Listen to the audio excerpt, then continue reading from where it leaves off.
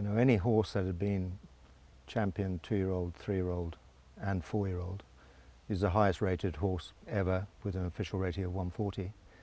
You know, the last time any horse did that was back in the 1940s. So it gives you a sort of idea of how good a racehorse he was. He retired with a blemish-free record, 14 straight victories, 10 Group 1s. So I guess from our point of view, we were in a very enviable position to actually stand the horse. I think that was number one. It was the excitement of getting him. Whether we concerned ourselves about his career going forwards at that stage, I would say not.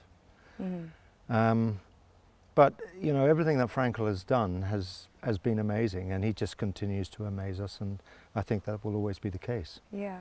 You know, from a manager's point of view, from a stallion manager's point of view, the thing about a stallion coming to stud is what I call the P's. So you look at performance, you look at pedigree, and you look at his physical attributes.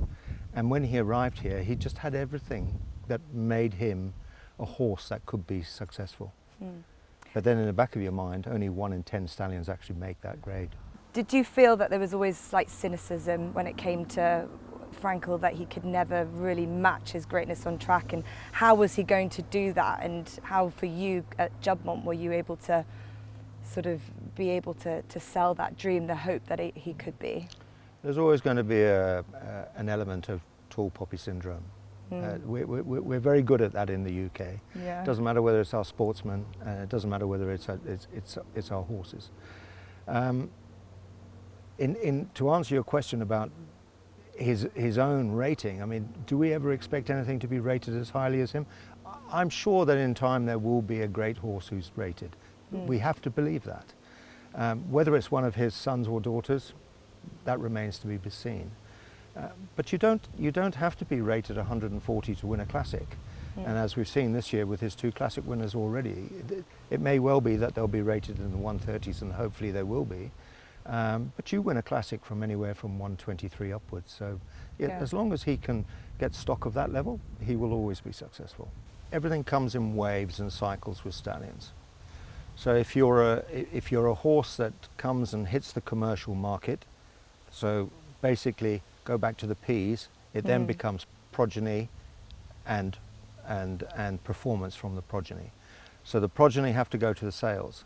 Yeah. And if they don't quite replicate what breeders are expecting, i.e. they don't look like the horse, and in Frankel's case that's one of the issues, he actually throws to the mare a little bit more, then people get a little bit nervous when they're spending £125,000. Yeah, absolutely. So we had 2 quiet years in 3 and 4, and then his first crop started racing. We had Cracksman and Soul Stirring, and away he went again. Yeah, and so this year we see, and I think it's fascinating touching on how he throws to the mare more, and you see this beautiful Hurricane Lane, this lovely chestnut horse who physically and characteristics and the looks completely different to what we've seen with Frankel. Can you just explain a little bit more what you mean about how he throws to the mare more than other stallions do? Well, if we take our own 2 other stallions that stand here, if we take Oasis Dream and we take Kingman, you have 2 horses who are 2 natural bay breeders for a start, and physically the progeny tend to look like them. They have very little white on them, they're straightforward, they tend to model the stallion that they've come from. Whereas with Frankel, they do tend to come in all slightly shapes and sizes, and the mare has quite a lot of influence in that. But I think where Frankel has his own impact is that they have very sound minds, they tend to be very tough and genuine, and you know, when it comes to performance, he's operating at something like 27% stakes performers to runners, which is incredibly high. Do you see that this year has been the breakthrough that everyone, the media, is giving a lot of attention to? I still think his first crop was the breakthrough. I really do, yeah. He was unlucky that he didn't have a Derby winner in that very first crop. I think the breakthrough this year has come in two places. It's come in the Southern Hemisphere. He's had 3 Group 1 winners down there, including an Australian Oaks winner. He's had a Group 1 winning 2-year-old, which was vitally important for him in the Southern Hemisphere. And those Group 1 winners come from a very small crop of runners, 30 runners. So Yeah. he's done phenomenally well down there.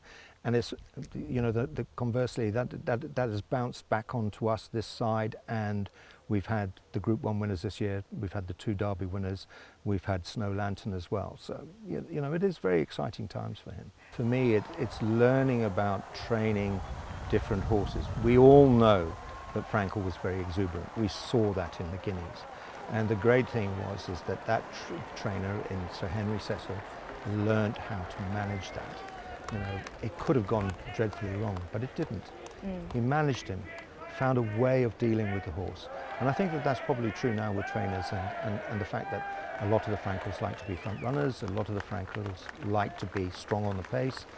They're learning to manage that. Yeah, and it reminds me when I was at York a month or so ago, when we were talking to all the staff there and to William Darby about that day, Juddmonte International Day, the throngs of people, thousands of people just wanting to get in distance, touching distance to him, and what that's done for the race itself, and it's kept it at a magnitude because people believe they're going to see greatness in the track, and year after year that's what's happened. So it's improved racing because everyone wants to try and emulate what he did. Well, it's interesting. I looked that up. Actually, the day he ran, the crowd was up 55% on the previous year. And I remember, because Juddmonte sponsors the Juddmonte International, and we're delighted that this year it's going to be one of £1 million again, which is great news. But that day in particular, our guests were nearly 3/4 of an hour late to come and sit down for lunch. It was that difficult to get onto the race course. But it was his manner of victory on the day. It was his first time over 10 furlongs. The concern, you know, for me is I actually thought he was a miler. I didn't see that he could stay 10 furlongs, and I always felt he could have come back to 6 if he needed to. Yeah. But that day he was imperious. The way he cruised up on the outside and just leant over, Tom Queally let out an inch of rein, and he was gone. Yeah.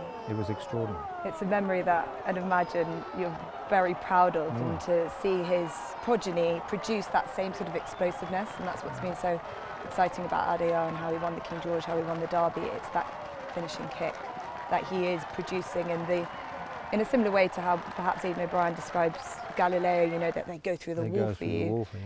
He is doing that. That must be very satisfying. Yeah, no, it's incredibly satisfying, and I, as I say, I think the more the trainers learn how to train them, the better they will get. Yeah. I mean, Charlie Appleby, I was having a small conversation with him, and I asked him how the 2 horses were, and he just said the more you train them, the better they get. Yeah, yeah, it's very exciting. So my final question on Frankel is, what's next? What was, if the first crop was in your mind the breakthrough, and this year he's done a Derby double and he's got a King George, where else are the heights outside of what he's done this year? Galileo has set that bar very, very high. You know, we sit here and we talk about where can you be. In order to be one of the great sires of all time, you have to be right up there with the likes of Dubawi, Sadler's Wells, and of course the great Galileo. When a horse has got 92 Group 1 winners, we're talking about us at 17 at the moment. But if you take everyone's careers back in time and look at where they are, he would be leading them all. So he'd be ahead of Galileo at this stage, ahead of Dubawi, ahead of Sadler's Wells. So I am optimistic. I wouldn't like to say where we're going to end up. I am optimistic for him.